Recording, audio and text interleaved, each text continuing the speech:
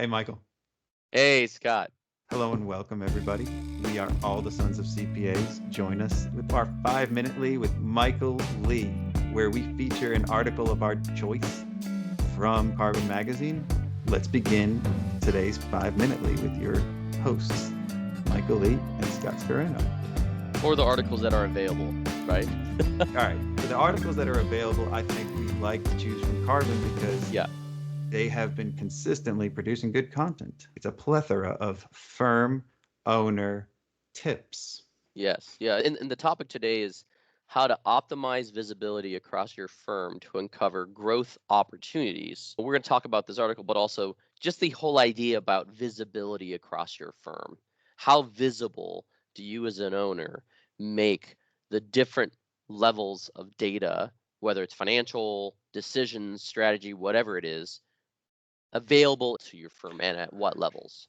So first you got to consider your firm's size and what you want to make visible and what you don't. For smaller firms, there tends to be less transparency in everything that's going on. And as you get larger, you have to start deciding what you're going to share. Once you have that philosophy, this is where visibility comes in. Yeah, exactly. With my firm, I've been very transparent from the beginning about sharing top line revenue numbers. And a big reason why is we're a top line revenue driven firm. We've always been a growth firm and we've tried to continue growing top line revenue since I started the company. So I've always shared with all employees at all levels what our revenue numbers look like. And we usually do that on a quarterly or annual basis and not shy to share that at all. You're a machine. I've said that a few times that you're a machine and you keep building it.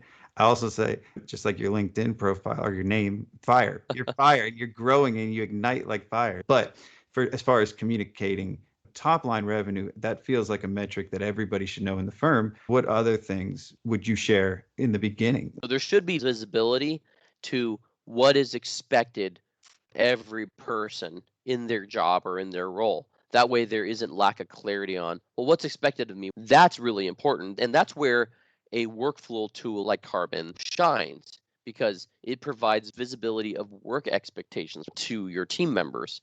What somebody accomplishes daily or weekly is the most important aspect of their job. The day-to-day work is what impacts ultimately metrics and revenue and things like that at a firm. So that clarity is really important.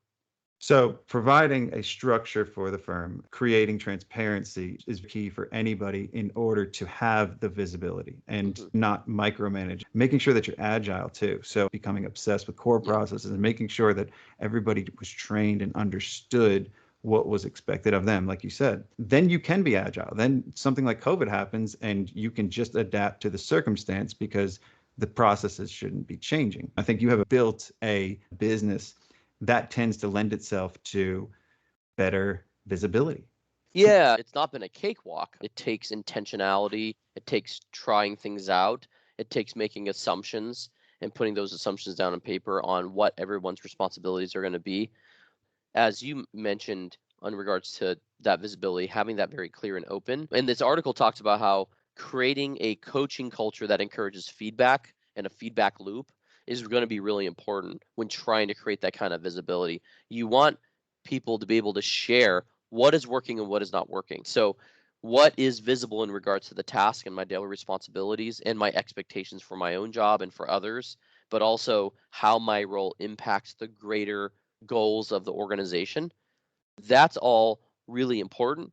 And you need to be able to provide feedback into that and create a feedback loop so that as you implement different systems or different processes, if it's not working, you want people to chime up and say, it's not working.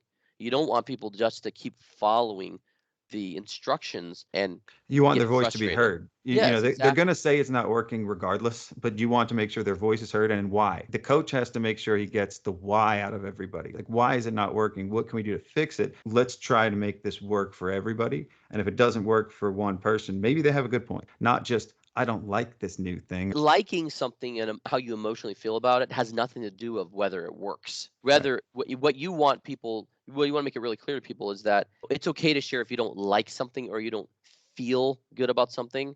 But what you really want to know is it working for the organization is it actually impacting the work you're doing? This is a problem in my firm. I get very Right. emotional about stuff, and they come back to me with facts and logic saying why something shouldn't work. And I, in my heart, feel like it should be working. It's good to surround yourself with people that can do that, right? If that's not you. And if you notice that in some of your team, maybe if you are more of the logical one, and some people operate with passion, that's a good thing. You can channel that in the right ways, especially if you have a business partner or somebody to keep you in line. It's more of like visionary and the integrator type roles. I don't know if you have anybody that's the coach. Are you that coach? I'm just the coach for the leadership team, so the leaders that work with me, and they serve as the coaches and the mentors for their team members that report to them.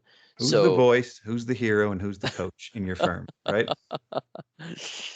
Scott, I don't really know how to answer that question. I don't know if it's in your firm, you want to make sure somebody has the voice to speak on what that person's coaching at a ground level. So you want to make sure that they can do, if you're the coach, you're probably also the hero too. You're the founder. You're going to have your team meetings. You're going to have your management meetings. You're going to have those. Sorry, I don't even know where I'm going with it. But at the end of the day, you want to have somebody that can deliver that message as the voice. I think that's it. Maybe we'll just end when I say you want to have the voice, the hero, and the coach. Yeah. Thank you, everybody, for listening. I don't know why these keep going over 5 minutes. They do mention a lot of benefits to having carbon. Sounds great, Scott. Great talk. Thank you, Michael.